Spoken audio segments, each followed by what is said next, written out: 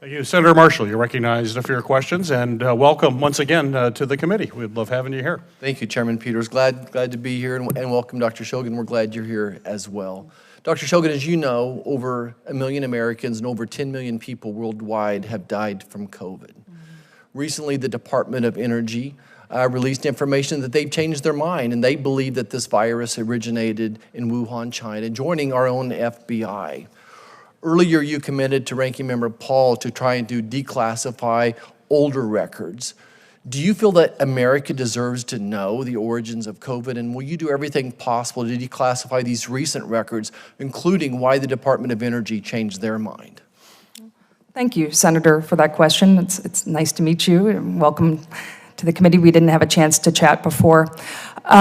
Senator, as I understand it, the agencies that classify records also hold the responsibility to declassify those records. So that would not be in the direct purview of the Archivist of the United States.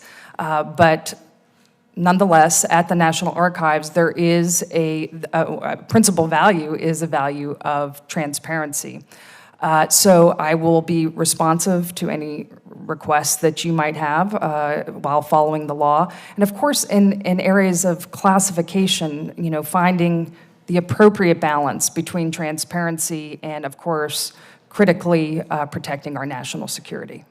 I want to talk for a moment about the storage of data done from research funded with United States dollars and how you feel your role would be in this. In September of 2019, the Wuhan Institute of Virology terminated access to an important database that was populated with genomic sequences resulting in part or from United States-sponsored research.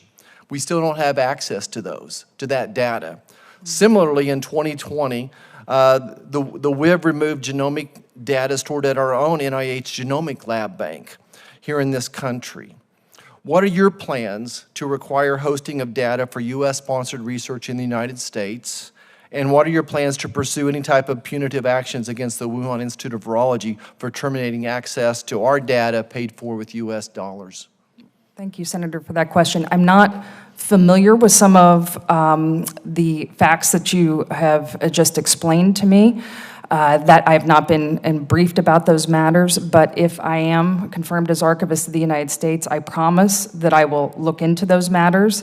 I'm happy to meet with you or meet with your staff to follow up on those matters. Do you believe that if the U.S. is funding that type of research, that it should be transparent, it should be stored, it should be available to the public?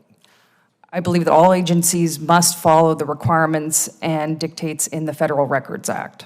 Okay. In 2017, it was discovered that the NIH was deleting records. While a number of those records have been fully or partially recovered, many have not. NARA has acknowledged receipt of an NIH report about the record deletion, but to my knowledge, has not been made public. Are you aware of this report or the subject of the deleted files, and are you willing to submit them to this committee for further review? Senator, I've not been briefed. I'm not privy to those details, but I will be responsive to you under the requirements of the law, for sure. And will you make those records available to this committee, if not publicly? If I am confirmed, I will follow the dictates required in the Federal Records Act and all associated regulations, Senator. Okay. Kind of change subjects here for a second. Last Congress, I was shocked to find out that the National Archives had and continues to label our founding documents as containing trigger warnings.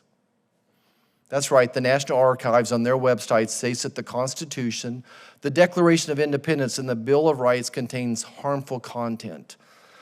I introduced legislation with Senator Risch to remove these designations and would like to understand your personal opinion on our founding documents and the role of the National Archives in sharing them with our citizens.